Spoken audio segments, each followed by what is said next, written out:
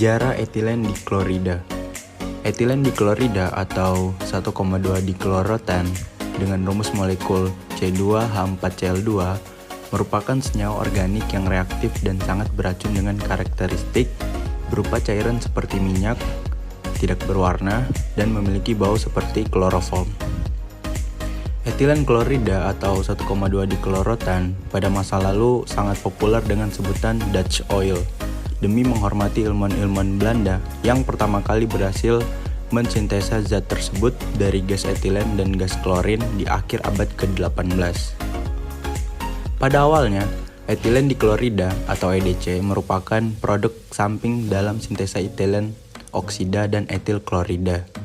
Kemudian, setelah Perang Dunia Kedua pada tahun 1970, pabrik khusus etilen diklorida mulai dikembangkan. Etilen diklorida mulai menjadi salah satu produk petroleum yang pertumbuhannya terus meningkat hingga sekarang.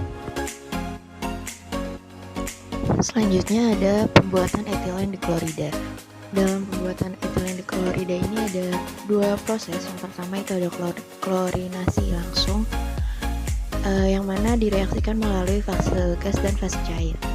Di reaktor, untuk yang fase gas di reaktor fixed bed multitube dengan menggunakan katalis ferro triklorida, suhu umpan yang masuk sebesar 15 derajat Celcius dan suhu yang keluar sebesar 135 derajat Celcius.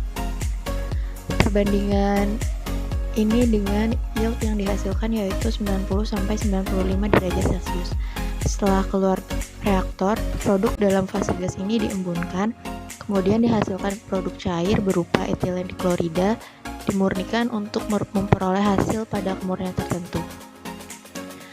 Untuk fase cair, berlangsung dalam reaktor gelembung dengan katalis FeCl3 untuk membentuk etilen diklorida.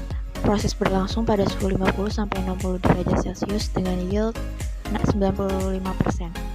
Produk etilen diklorida cair dihasilkan dengan aspirator bersama dengan hasil bawah reaktor dicuci dengan NaOH dalam tangki pencuci, kemudian etilen diklorida dipisahkan dari fraksi berat. Untuk proses yang kedua yaitu oksiklorinasi. Proses ini berlangsung pada reaktor fluidized bed. Operasi berlangsung pada temperatur 220-245 derajat Celcius dengan tekanan sebesar 150-1500 kPa. Pada proses ini bahan baku yaitu yang C2H4, HCl, dan O2 direaksikan bersama untuk membentuk etilen diklorida. Pada proses ini bahan baku etilen dan HCl dan oksigen direaksikan bersama untuk membentuk etilen diklorida. Dengan reaksi yang terbentuk yaitu tertera di gambar. Selanjutnya adalah nilai ekonomis dari etilen diklorida. Dari jurnal yang berjudul Prarancang Pabrik Etilen Diklorida dari etilen dan klorin kapasitas 100.000 ton per tahun, didapatkan 4 bahan baku utama. Yang pertama adalah air sebesar 875,32 kg per jam. Kedua ada listrik sebesar 955 kW. Selanjutnya yang ketiga ada udara tekan sebesar 1695,1 kaki kubik per jam.